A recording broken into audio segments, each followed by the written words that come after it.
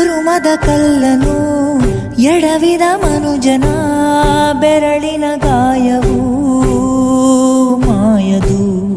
ಹಗೆಯಲಿ ಕೋವಿಗೆ ತಲೆ ಕೊಡೋ ಮರುಳರ ಗುಡಿಯಲಿ ದೈವವು ಕಾಯದು. ಕತ್ತಲನು ಮಣಿಸೋಕೆ ಹಚ್ಚಿಟ್ಟ ದೀಪ ಊರೂರನ್ನೇ ಸುಡುವಂಥ ಜ್ವಾಲೆಯಾಯಿತೇನೋ.